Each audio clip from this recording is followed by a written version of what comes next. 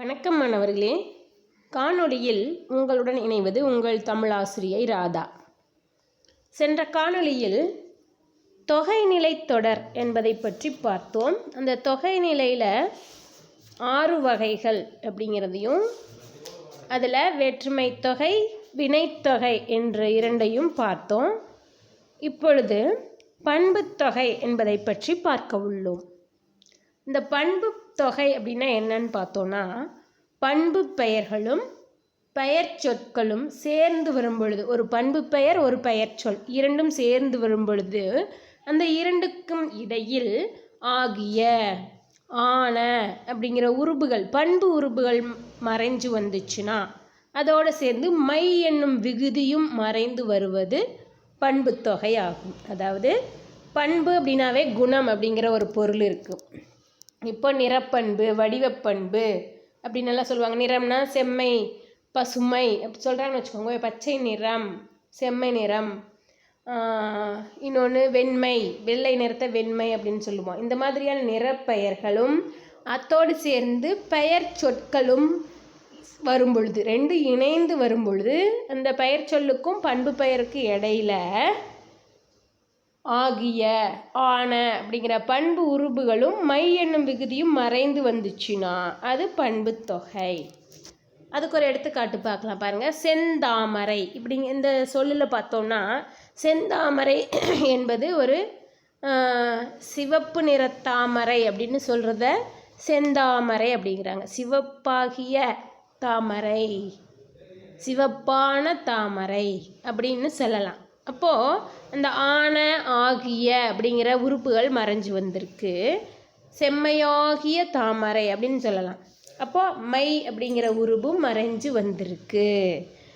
அதனால் இது பண்பு தொகை. செம்மையான தாமரை அப்படிங்கிறது வர வேண்டியது செந்தாமரை அப்படின்னு மட்டும் கொடுத்துருக்குறாங்க இல்லையா? அதனால் மை அப்படிங்கிற விகுதியும் ஆகிய அல்லது ஆன என்ற பண்பு உருபு மறைஞ்சு வந்திருக்கிறதுனால செந்தாமரை என்பது பண்பு தொகையாகும். இந்த பண்பு தொகையில் இன்னொன்று கூட சொல்லலாம், இருபெயரொட்டு பண்பு தொகை. அப்படின்னா என்ன அப்படின்னா, பொது பெயர் ஒன்று இருக்கும், சிறப்பு பெயர் ஒன்று இருக்கும். அதாவது இப்போது நம்ம எல்லோரும் பூச்சூடிக்கிறோம் இல்லைங்களா? பூ வச்சுக்கிறோம் தலையில், பெண்கள் எல்லாம். அந்த பூவை மொத்தமாக பூ அப்படின்னா எல்லா வகையான பூக்களையும் குறிக்கும்.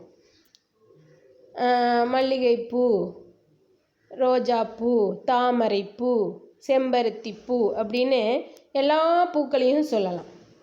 பூ அப்படிங்கிறது பொதுவான ஒரு பெயர், அதனால் அதுக்கு பேர் பொது பெயர். இப்போ மல்லிகை அப்படின்னு சொன்னோம்னா பூக்களிலேயே மல்லிகை மட்டும் தனியாக பிரித்து சொல்கிறோம். அது சிறப்பாக சொல்கிறதுனால அது சிறப்பு பெயர். அப்போது மல்லிகைப்பூ அப்படிங்கிற 2 பெயர்கள் இருக்குதுன்னு வச்சுக்கோங்க. மல்லிகைங்கிறது ஒரு பெயர், பூங்கிறது ஒரு பெயர். இந்த 2 பெயருக்கு இடையில ஆகிய அப்படிங்கிற ஒரு உருபு மறைஞ்சு வந்துடுது. அதனால் அது இரு பெயர்கள் இணைந்து வந்த பண்பு தொகை. அதனால் இரு பெயரொட்டு பண்பு தொகைன்னு சொல்லலாம். பொதுப்பெயர், சிறப்பு பெயர் இரண்டுக்கும் இடையில் ஆகிய என்னும் பண்பு மறைந்து வருவது இரு பெயரொட்டு பண்பு தொகை ஆகும்.